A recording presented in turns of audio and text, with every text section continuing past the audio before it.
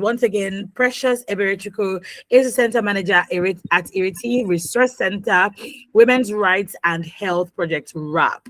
Okay, and today we're going to be talking about, the organization basically is working to advance gender equality by strengthening protection systems, improving access to quality health services, promoting women's economic independence, and building the capacity of grassroots women's rights organizations.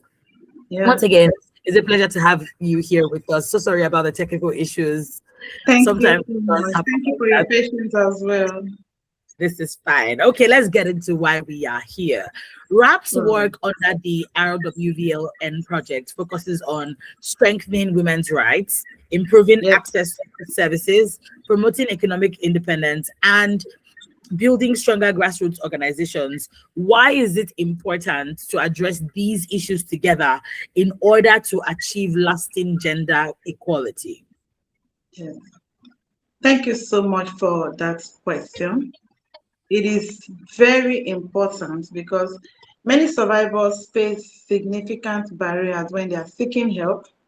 This includes fear of stigma, economic dependency, when economic dependency on the perpetrator, lack of awareness of their rights, limited access to survivor-friendly services, and sometimes most survivors, I don't know if you can see me very well, and sometimes most survivors lack confidence in the system. And through the Women's Rights and the Renewed Women's Voice and Leadership Nigerian project, RAP is working to change this reality. RAP is providing survivor-centered trauma-informed care to ensure that services, the survivors are able to report and get justice when they report these issues. And for us at RAPS, we adopted a holistic approach to ensure that we strengthen women's voices. We know that most times people don't know their rights. So what we do is to ensure that we provide access to health care. We also support different case management and we also build community organizations, grassroots organizations that understand the culture of different communities. They understand the needs of these women and girls in the community to be able to respond to their immediate needs and also addressing the root cause of issues of violence. We believe that women, that creating a better environment for women will make them strive. Thank you.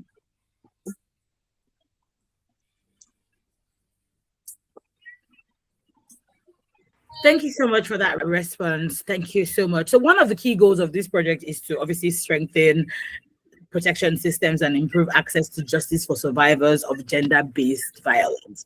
From your experience, what are some of these barriers that survivors face, and how is RAP helping these communities respond more effectively?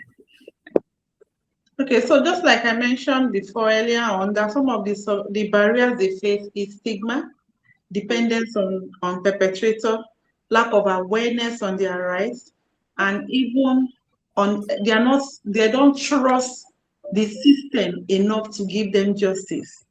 So through the Renewed Women's Voice and Leadership Project, RAP is ensuring that survivors speak out, that the stigmas around when you speak out is broken, that there is change in behavior. For us in Women's Rights and Health Project, we have been able to provide trauma-informed counseling and therapy for about 20 women. And we have also supported 12 women to leave the abusive environment from their perpetrators. Yes, some of the women were rescued and taken to a safe place. Some of them we have to reintegrate them back to their communities outside of Lagos State. And we have also supported survivors to get the perpetrators arrested. So most of the time, I spoke about dependence on the perpetrator. So most of the time we see women coming and they are very, very dependent on their perpetrators. They can't even say, okay, this is what I will need now, because they can't leave, because obviously the perpetrator is the one that provides, takes care. And what RAP is doing is to ensure that women also have voices in this area. They can be economically dependent on themselves. They are able to learn skills. They are able to also provide support for their own self and for their children.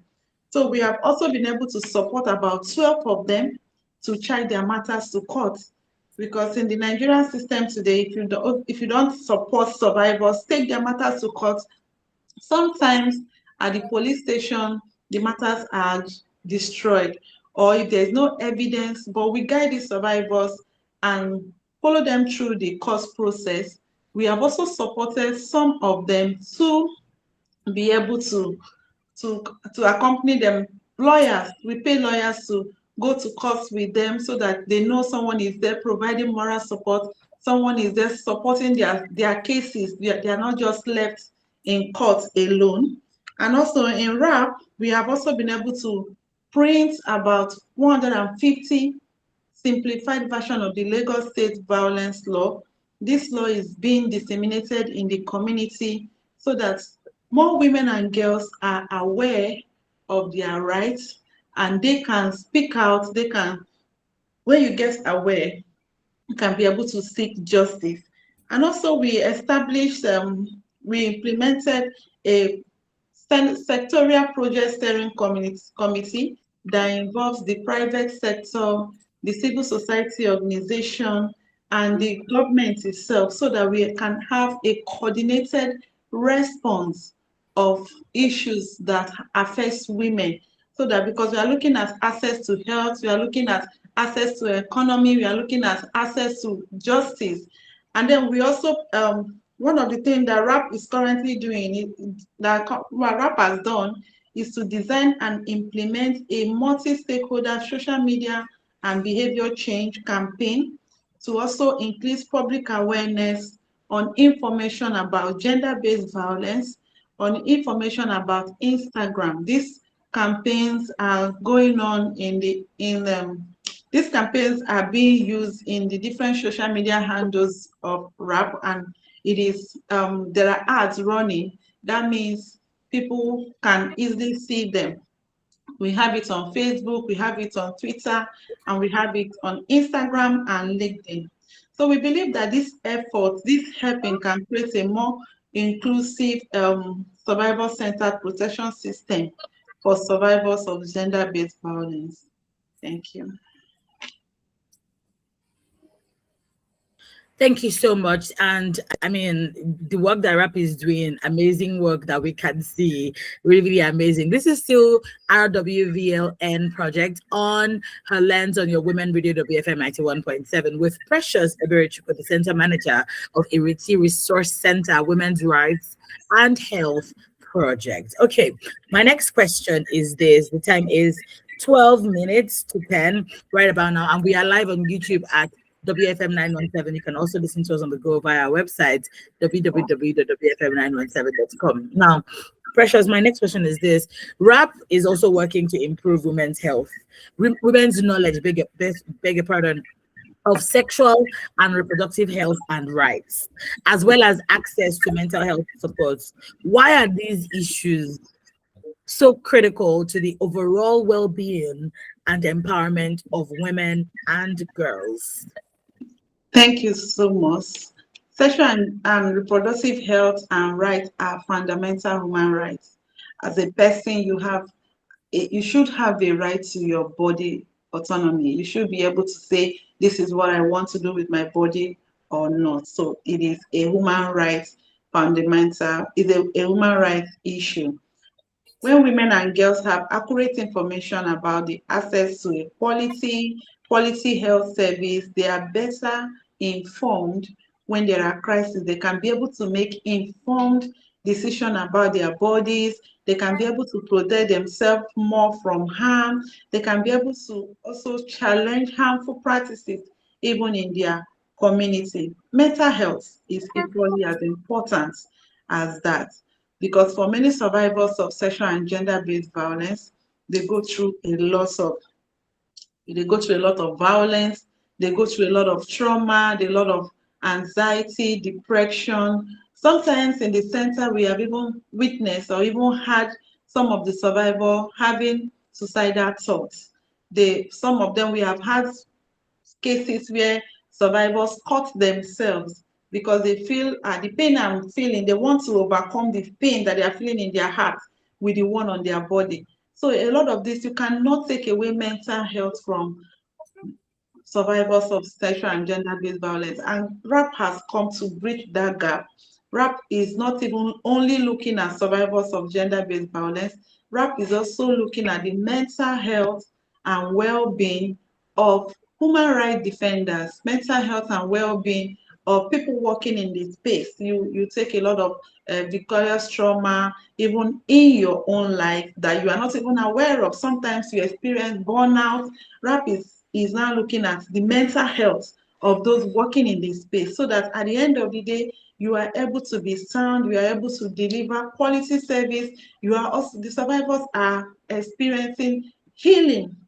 Recently, we conducted a research on mental health, and we also discovered that, and we had trainings for people living with people with disability, women with disability. We trained them on becoming psychosocial support ambassadors, mental health ambassadors in their different community. They are able to respond to women that are having issues. They're able to refer them, providing psychological first aid, which is the immediate response. They provide psychological first aid, and they're able to refer these women and girls to professional services. Mental health is a very serious issue, and the more people understand that, even as you have physical well-being, your mental well-being is as important as that. That is why RAP integrated trauma-informed services, counseling and psychosocial support into our programming. We believe that true empowerment means supporting women not only physically. You have been beaten, you have wounds on your body. What is going through your mind is as important as the wound on your body. If the wounds on your body healed, but your mind is not healed, you are still trapped in that situation. So we believe that we are not only looking at the physical aspect, we are not only looking at the legal aspect, we are also looking at the emotional well-being and trying to rebuild, heal, make sure that these people bring back their confidence and they can pursue their goals with dignity. Thank you. Thank you so much. We're going to go over to I have a question for the grassroots women. This project also seeks to strengthen the capacity of grassroots women's rights organizations, right? So why is investing in local organizations essential for creating sustainable change in our communities? Yes, like the first time I spoke, or the second question, I mentioned grassroots organizations.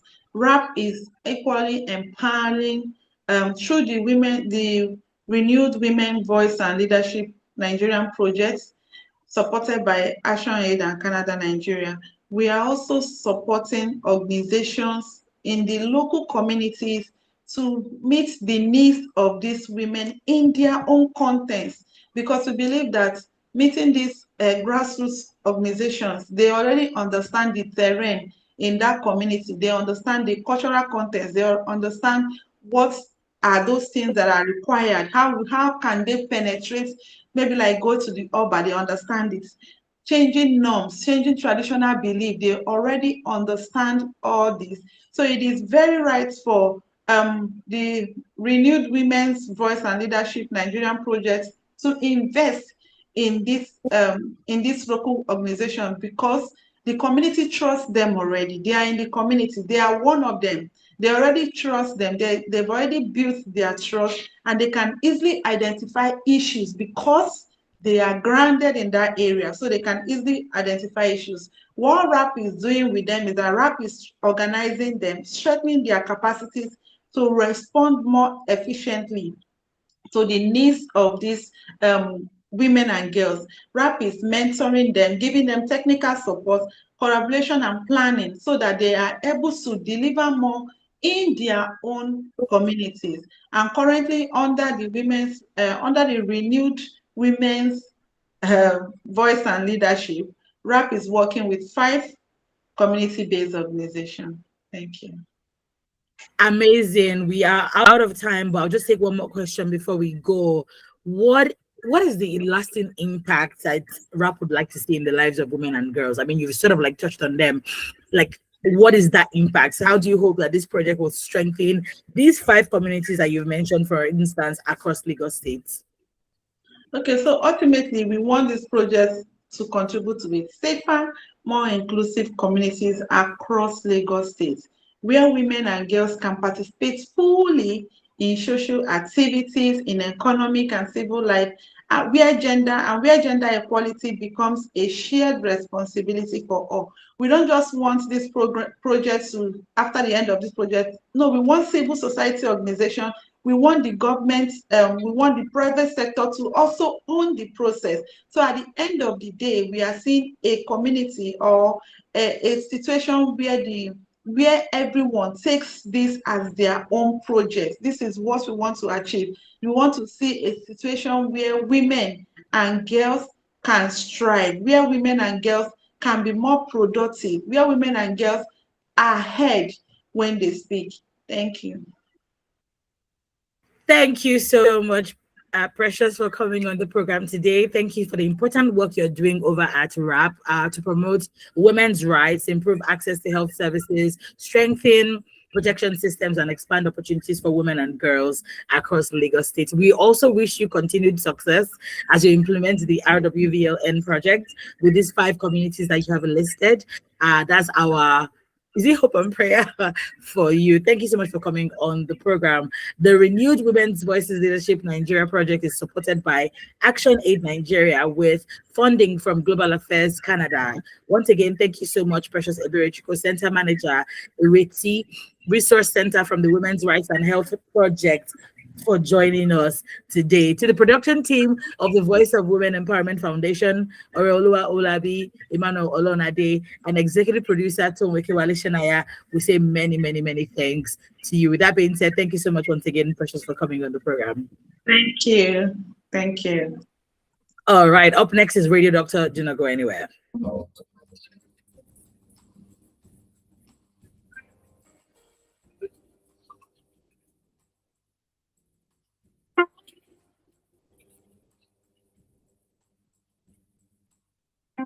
Radio 91.7. To sponsor this program, call the number